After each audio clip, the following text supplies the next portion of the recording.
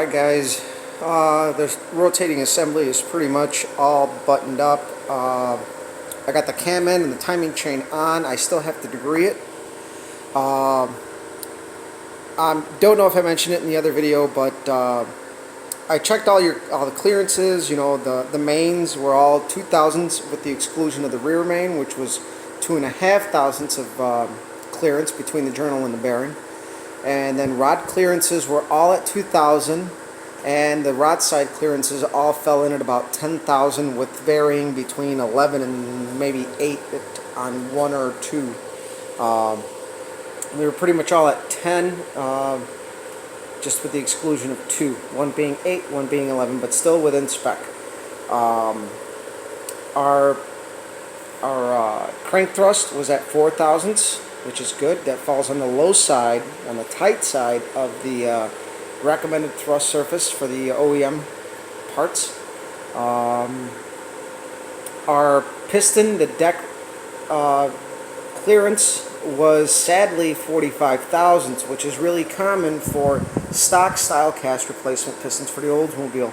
And so our compression isn't going to fall at the 9.2 figure I thought it was going to be. It's going to be more like 8.8 to 1, which is fine. It's the reason why I picked the cam I did for this engine, because I knew there was going to be a variance there, and I was erring on the side of caution, so it's going to be perfect.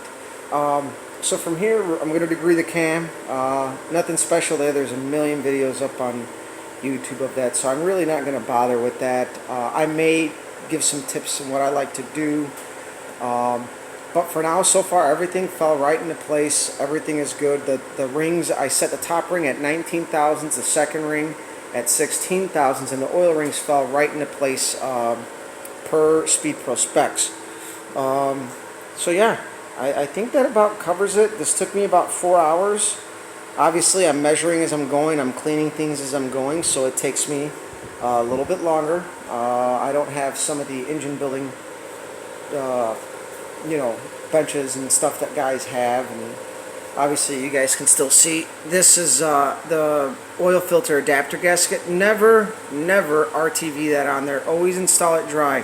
Never use RTV at the rear main cap. This engine had both, and I've seen it on various engines I've taken apart. Do not put RTV on anything that's going to go through your oil leak system. This can fall through, gunk up all kinds of shit.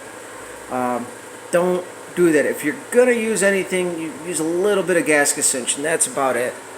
But yeah, it's coming together pretty good, and so far no hiccups. Everything rotates real nice. Obviously, as you assemble the engine, what I like to do is when I tighten the main caps, I start at the rear and I tighten that down and rotate the engine. Next one, tighten that down the spec, rotate the engine until it's free. And if you're going to be using the rope seal, this engine is going to be tight for a little bit until you rotate it a few times. So don't think that something's binding up. If you're using the rope style seal, it's going to be tight until that thing gets formed up, which a lot of guys don't like using the rope seals.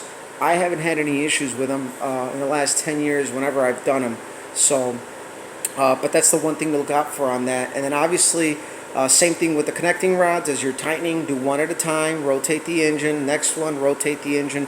Make sure nothing is binding up. I've had situations in the past where I learned the hard way that my rods were on backwards because I didn't number the parts to the cylinders the correct way, and the machine shop didn't know that I did it differently, so they installed everything as it would be, you know, the firing order, how you're supposed to follow, and things were binding up, and I couldn't turn the engine over, and it was a learning lesson. So I always check as I go, make sure everything's good. So that's it, guys. The next step will be to degree the cam and start putting the heads on, and the rest is fast. This is what takes the most time here. This is the critical one, making sure all your clearances and everything falls into place. Trust your machine shop, but always check their work, guys. Best advice I was ever given. So thank you for watching. Thank you for subscribing. If you guys have subscribed, share if you guys like it. If you think somebody will like it. Follow us on Instagram, Copper Cutlass, and on Facebook, Copper's Garage.